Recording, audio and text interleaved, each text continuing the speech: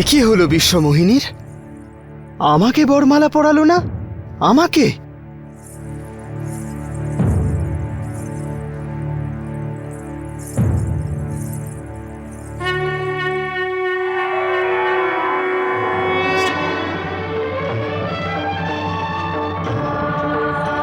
শ্রীহরি,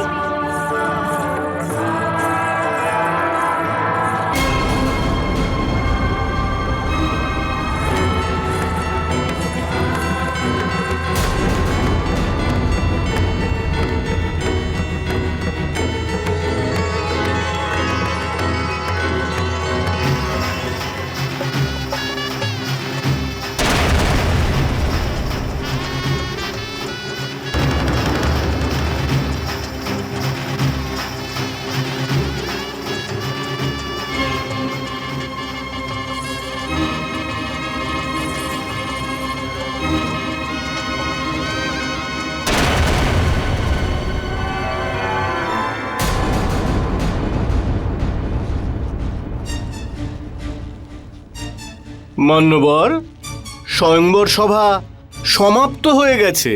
আমার কথা শুনুন, তানপুরা বাজাতে বাজাতে নিজের রাজ্যে ফিরে যান। উনি বিশ্বমোহিনীকে বিবাহ করতে এসেছিলেন, আর তাও এই হরিমুখ নিয়ে। হরিমুখ হওয়া আর শ্রীহরি হওয়া এক ব্যাপার নয়। আরে কেউ বোঝাও ওকে। আরে যান যান, নিজের নগরীতে ফিরে যান। আপনি নিজেকে ভাগ্যশালী মনে করুন, এই স্বয়ম্বর সভাতে প্রবেশ তো করতে পেরেছেন। যান যান, রাজ্যে ফিরে যান।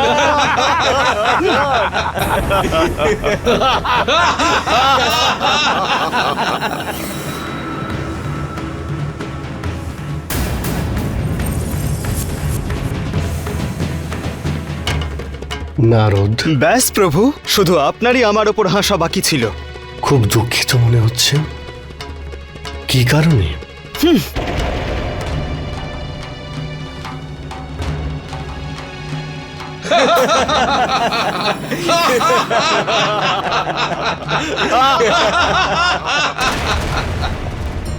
স্বয়ং দুঃখ দিয়ে জিজ্ঞেস করছেন কিসের দুঃখ? কর্ম যিনি করিয়েছেন তিনিও আপনি, আর এখন আমাকে জিজ্ঞেস করছেন? আপনি আমাকে নিয়ে উপহাস করেছেন প্রভু। আপনি সবার সম্মুখে আমাকে উপহাসের পাত্র তৈরি করেছেন। এ আপনি কি বলছেন? আমি সত্য বলছি। আমি আপনার আসল রূপ জানতে পেরেছি এবার। আপনি কারোর উন্নতি সহ্য করতে পারেন না। আপনার মনেও কপটতা আছে, বিদ্বেষ আছে। সেই জন্যই তো সমুদ্র মন্থনের সময় দেবতাদের প্ররোচনা করে মহাদেবকে বিষ পান করিয়েছিলেন। অসুরদের মদিরা আর মহাদেবকে বিষ পান করিয়ে স্বয়ং দেবী লক্ষ্মী আর কৌস্তব মণি নিয়ে নিয়েছিলেন।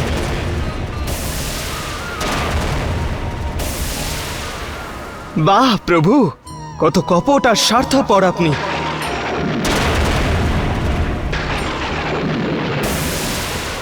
আপনি স্বয়ং স্বাধীন, সেই জন্য যা ইচ্ছে তাই করেন। কেউ আপনাকে নিয়ন্ত্রণ করতে পারে না। ভালোর খারাপ আর খারাপের ভালো করেন আপনি। সেই জন্যই আপনার হৃদয়ে না হর্ষ আছে না বিষাদ। অন্যকে ঠকানোতে আপনি পারদর্শী। এইবার আপনি আমাকেও ঠকালেন, আর ঠকিয়ে কত আনন্দ পাচ্ছেন আপনি।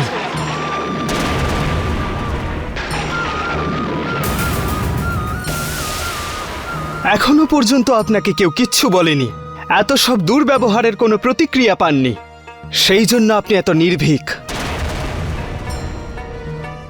কিন্তু এইবার আপনি আমাকে ঠকিয়েছেন। তাই হে মহাপ্রভু, যেমন কর্ম তার তেমন ফল, এ তো আপনারই বিচার, তাই না? আপনাকে আপনার কর্মের ফল ভোগ করতেই হবে।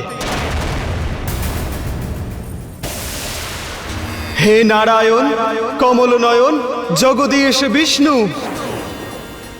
আমি পিতা ব্রহ্মদেবের মানসপুত্র নারদ আপনাকে অভিশাপ দিচ্ছি।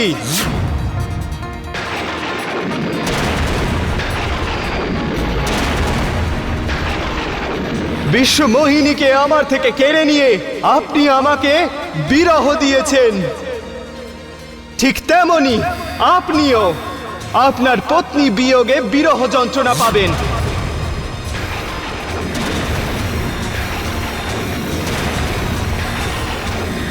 আপনি আমাকে বাঁদরের রূপ দিয়ে জগতের সামনে উপহাসের পাত্র করেছেন, সেই জন্য যে বাঁদরদের আপনি এত অবহেলা করেছেন, আপনার সেই বাঁদরদেরই সাহায্য নিতে হবে।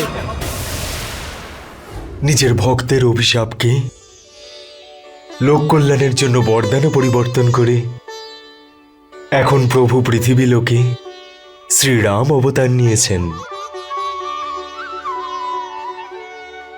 এইভাবেই প্রভুর ভীষণ সুন্দর সুখদায়ক জন্ম এবং কর্ম রয়েছে। প্রত্যেক যুগেই প্রভু অবতার নেন আর নানারূপ সুন্দর লীলা রচনা করেন। প্রণাম প্রভু। আপনার কল্যাণ হোক নারদ।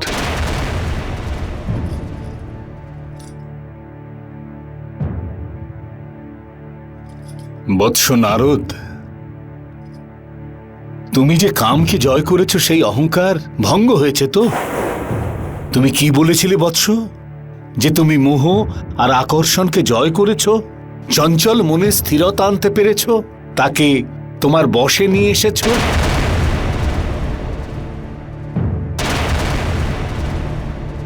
মহাদেবের সমতুল্য হয়ে গেছো।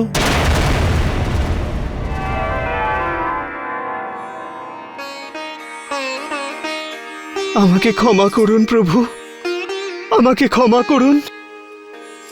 হে শ্রী নারায়ণ, আমি আপনার শরণে এসেছি। আমার থেকে অনেক বড় অপরাধ হয়েছে, আমি আপনাকে অভিশাপ দিয়েছি। হে প্রভু, এমন কিছু করুন যাতে আমার অভিশাপ মিথ্যে হয়ে যায়। নারদ, আমি আমার ভক্তের অহংকার দূর করার জন্যেই মায়া করি, আর তোমার দেওয়া অভিশাপ পৃথিবীর কাছে বরদানের মতো হবে।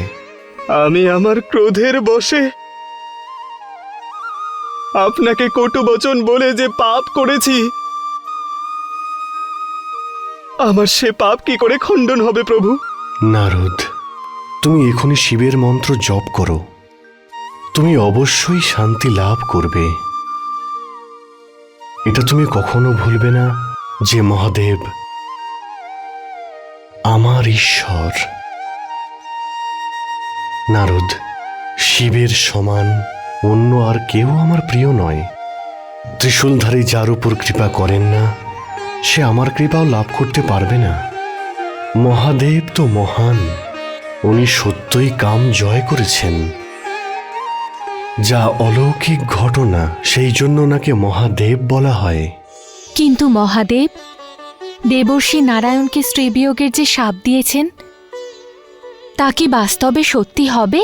দেবী পার্বতী, প্রভুর লীলার আরম্ভ এই ত্রেতা যুগে হয়ে গেছে। এবার এটাই দেখার যে প্রভু তার মায়া দিয়ে কাকে ভ্রমিত করেন।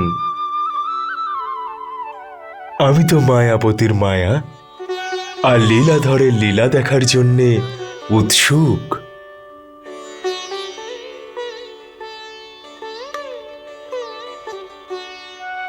দেবী দেবতা মনুষ্য আর ঋষিদের মধ্যে এমন কেউ নেই যাদের প্রভুর বলবান মায়া মোহিত করেনি। মহাদেবী, এটা ভেবেই আমাদের মায়াপতির শরণে যাওয়া উচিত।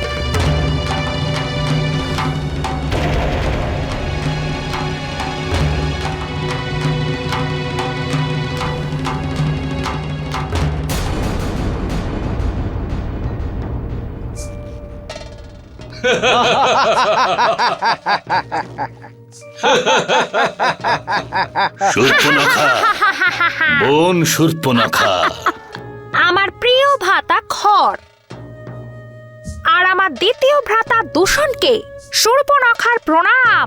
তোমার কল্যাণ হোক বোন শূর্পণখা। এবার তো কল্যাণই হবে আমার। লঙ্কেশ দশানন রাবণের রাজ্যে সর্বদাই কল্যাণ। রাক্ষসদের সাম্রাজ্যের বিস্তর হচ্ছে। আমার ভ্রাতা দশাননের শক্তি এবং পরাক্রমের সামনে সবাই নতমস্তক হয়েছে। দণ্ডকারণে তো আমাদের রাক্ষসদের জন্য সুরক্ষিত স্থান আছেই। হ্যাঁ, চিত্রকূট পর্যন্ত আমাদের ভয়ে সবাই সন্ত্রস্ত। এবার দেখবে ধীরে ধীরে পুরো পৃথিবীতে দশানন রাবণের একচ্ছত্র সাম্রাজ্য স্থাপিত হবে। না বোন না, এরকম নয়। দণ্ডকারণ্য পর্যন্ত আমাদের রাজ্য নিষ্কণ্টক নয়। কিন্তু কেন ভ্রাতা? হ্যাঁ বোন, এটাই সত্য। দণ্ডকারণ্যের সমস্ত ঋষি আর মুনি আমাদের পথের কাঁটা। কে সে? আমাকে বলুন ভ্রাতা। সমস্ত কাঁটাকে সরিয়ে আমি পথ মসৃণ করব। সবচেয়ে বড় কাঁটা তো ওই অগস্ত্য ঋষি। অগস্ত্য? সময় পেলেই ওই অগস্ত্যকে আমি চিরদিনের মতো অস্তাচলে পাঠাবো। এখন আমি যাচ্ছি ভ্রাতা, শীঘ্রই আপনার সঙ্গে দেখা করতে আসব। ভ্রাতা খর, আপনি শূর্পণখাকে ওই রাম আর লক্ষণের ব্যাপারে বললেন না কেন? কি বলবো অনুজ দূষণ, যে বারবার আক্রমণ করা সত্ত্বেও আমাদের রাক্ষস সাথীরা বিনাশ হয়েছে। আমরা ওই দুজনকে বিনাশ করতে পারিনি।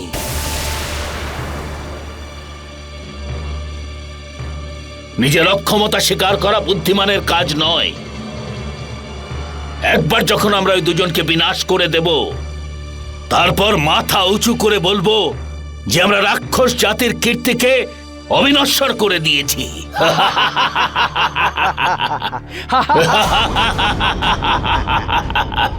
ओम देवेंद्राय नमः स्वाहा।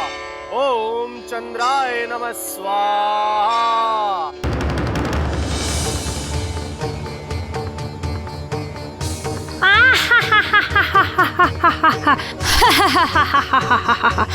ওম সূর্যায় নমঃ স্বাহা।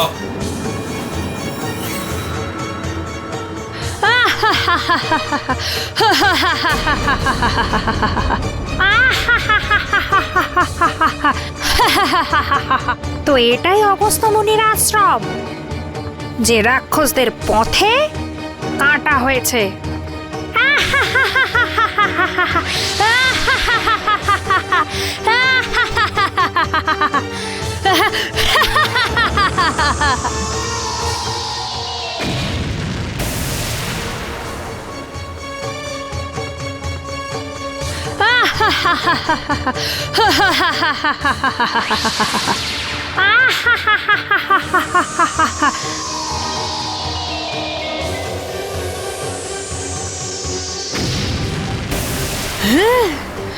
শূর্পণখা, তুমি এখান থেকে ফিরে যাও, তাতেই তোমার ভালো হবে।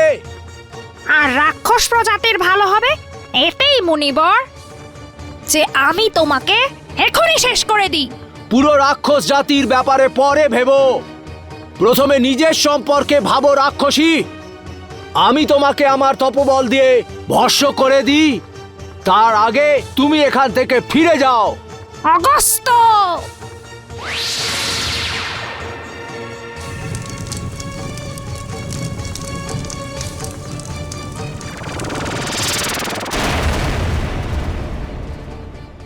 আমি লঙ্কাপতি দশরথ রাবণের বোন অগস্ত। তার মানে তুমি হলে পুরো রাক্ষস জাতির নাক, কিন্তু আগামী দিনে তোমার নাক কাটা যাবে রাক্ষসী। অগস্ত,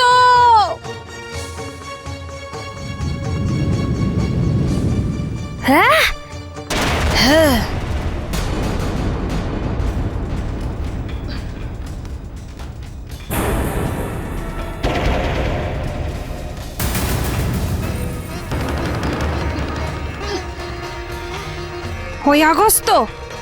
ওই অগস্ত মুনি ভয়ানক ভ্রাতা। অর্থাৎ তুমি ওই অগস্তের আশ্রমে গিয়েছিলে? আশ্রমে যাওয়ার সুযোগই তো পাইনি আমি। নিজের তেজ দিয়ে ও নিজের আশ্রমের রক্ষা করে। আপনি সত্য বলতেন ভ্রাতা, সত্যই বলতেন যে দণ্ডকারণ্যে রাক্ষসদের জীবন আর নিষ্কণ্টক নয়। শূর্পণখা, তুমি খুব ভালো করেছো যে ওই আশ্রমে প্রবেশ করার চেষ্টা করনি, আর না ওর সামনে গেছো। ও হলো রাক্ষস কুলের কাল। কাল অনেক দিন আগের কথা, বৃত্তাসুর হাহাকার সৃষ্টি করেছিল। তখন ইন্দ্র দধীচি মুনির কাছে সাহায্যের জন্য গিয়েছিল।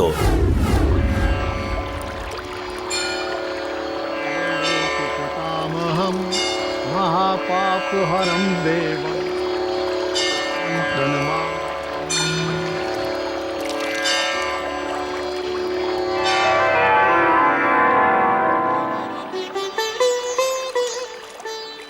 প্রণাম মহর্ষি দধিচি। কল্যাণ মস্তু।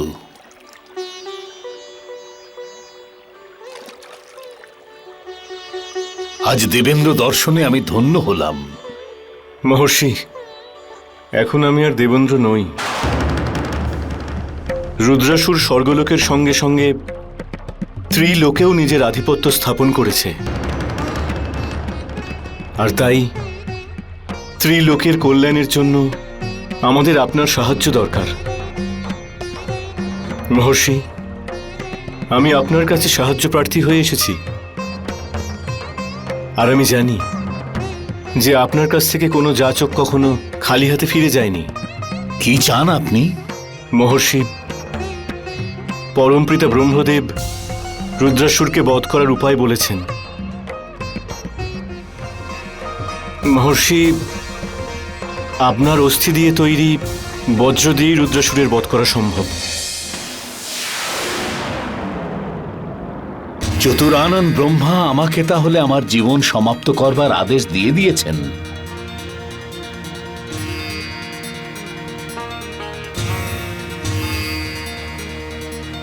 আমি অবশ্যই ওনার আদেশ পালন করব। আজ আমার জীবন সার্থক হলো দেবেন্দ্র। আমি আমার তপস্যার ফল পেতে চলেছি।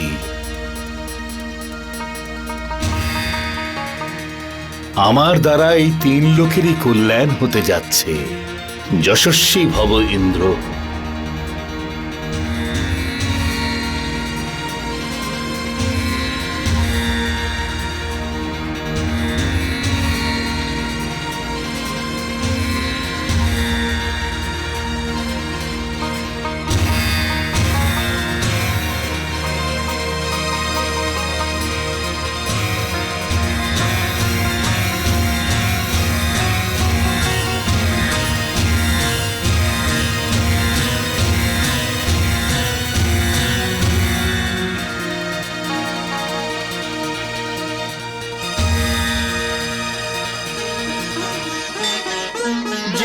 শ্রী